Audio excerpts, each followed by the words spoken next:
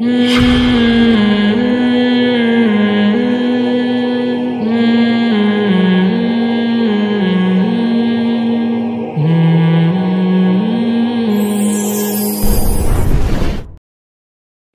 ہمیں اللہ کی یاد میں ہمارے جسموں سے خون نکلتا ہے.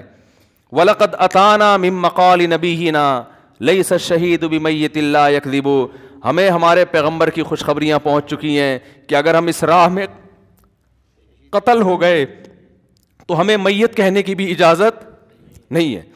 تو ان کو نا تھوڑا وہ دلائے کہ بھائی اس طرف بھی توجہ کرو کچھ, ٹھیک ہے نا, آپ تو عبادت تو کر رہے ہو, یہ بھی ایک کام ہے. اور ریح العبیر لکم ونحن عبیرنا رہج السنابک والغبار الاطیب. اگر آپ کو اس پہ فخر ہے کہ آپ خوشبوئیں لگا کے اللہ کی عبادت کرتے ہو, ریح العبیر, عبیر کی خوشبو آپ استعمال کرتے ہو, تو ہماری خوشبو وہ میدانوں کا گرد و غبار ہے. جو مجاہدین میدانوں میں پڑے ہوتے ہیں وہ کیا گرد و غبار والی زندگی ہوتی ہے نا ان کی, تو ہماری خوشبو یہ ہے, یہ اللہ کی راہ میں ہماری خوشبو ہے. تو فضیل ابن عیاض کے پاس جب یہ خط گیا ہے نا, ہمارے فرمایا کرتے تھے آج کسی صوفی کے پاس ایسا خط جائے وہ پھاڑ کے پھینک دے گا, بولے گا چلو وہ ہمیں نصیحت کر رہا ہے, بڑا آیا. تو وہ اپنے آنکھوں سے لگا کے رونے لگے اور کہا کہ انہوں نے بالکل سچ کہا ہے, یعنی ہم حرم میں بیٹھ کر اللہ اللہ کر رہے ہیں لیکن ہم اپنے آپ کو تم سے افضل نہیں سمجھتے کیونکہ تم اللہ کی راہ میں اپنا خون بہا رہے ہو. تو کتنے بڑے بزرگ, ان کا نام بڑے احترام سے لیا جاتا, بہرحال بڑے اللہ والے بزرگ تھے. تو وہ کیوں, اس لیے کہ قرآن نے کہا کہ نصیحت بار بار ہوئی, عمل نہیں ہوا تو اس کا نقصان کیا ہوگا, نصیحت اثر کرنا ختم کر دے گی. تو اس لیے قرآن کیا جواب دیتا ہے کہ آپ غافل نہ ہوں, ان سے یوں نہ سمجھیں کہ اللہ پیدا کر کے بھول گیا ہے. اور دوسرا کہ اللہ نے حساب و کتاب کا ایک دن رکھا ہوا ہے, سب مر کے ختم ہو جائیں گے, یہ ایسا نہیں رہے گی دنیا جیسی ہمیں نظر آ رہی ہے. اللہ تعالیٰ ہمیں موت سے پہلے اس حقیقت کو سمجھنے کی توفیق عطا فرما دے کہ سب سے بڑا جرم کس کی نافرمانی ہے, خدا کی نافرمانی. اور اگر کسی سے ہو جائے تو فوراً توبہ کرے, پھر ہو جائے پھر توبہ کرے, پھر ہو جائے. یہ آپشن اللہ نے بڑا اچھا رکھا ہوا ہے کہ بار بار ٹوٹ جائے تو بار بار توبہ کرو. مایوسی کا حکم نہیں ہے کہ وہ ہو گیا تو اب بھول جائے, نہ. آدم سے غلطی ہوئی توبہ کی تو تم سے 100 دفعہ ہو 100 دفعہ توبہ کرو. اللہ تعالیٰ سمجھنے کی عمل کی توفیق عطا فرمائے. آج میرا بیٹا آپ سے ملنے دوبارہ ہے, بس ذرا سی آپ کی نظر. کہاں ہے بھائی بچہ, کیڑا بچہ کہاں ہے جو ملنے کے لیے آیا ہے؟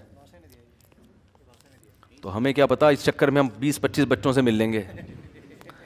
اب میرے ساتھ ایسا ہوتا ہے جیسے کوئی فون کا مجھے کہے نا کہ مجھے میں 5 منٹ میں آپ کو فون کرتا ہوں, میں کہتا ہوں آپ 5 منٹ میں پلیز فون نہ کریں, مجھے ابھی بات کر لیں. کہہ رہے نہیں میں دوبارہ کرتا ہوں, میں ذرا مجھے واش روم جانا ہے یا ایسا. میں نے کہا کیونکہ ہوتا یہ ہے کہ وہ 5 منٹ کے چکر میں میرے تو فون 24 گھنٹے کال آتی ہے تو وہ مسلسل بجتا رہتا ہے.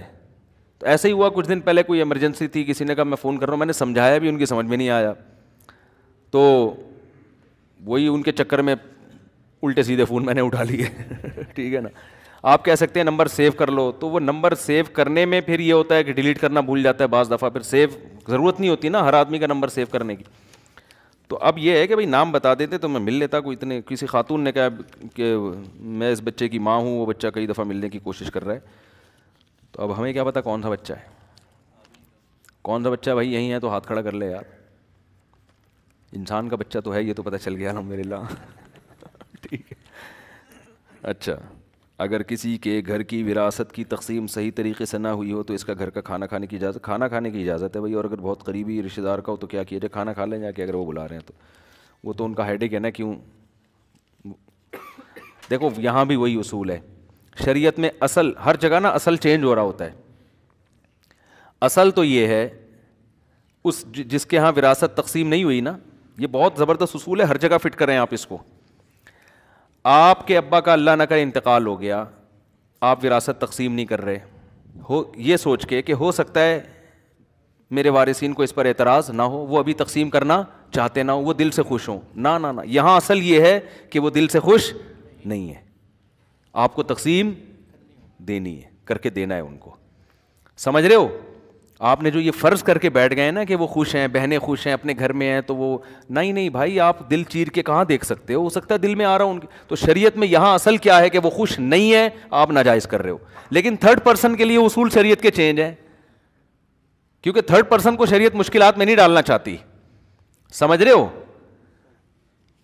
عبداللہ بن مسعود تھے یا عبداللہ بن عباس رضی اللہ عنہما, ان سے کسی نے پوچھا کہ حضرت ایک آدمی حلال بھی کما رہا ہے حرام بھی کما رہا ہے, اس نے میری دعوت کی ہے, تو اب حرام سے ہو سکتا ہے کھلا. انہوں نے فرمایا جو حرام ہے وہ اس کے پیٹ میں جا رہا ہے, حلال تمہارے پیٹ میں آ گیا ہے.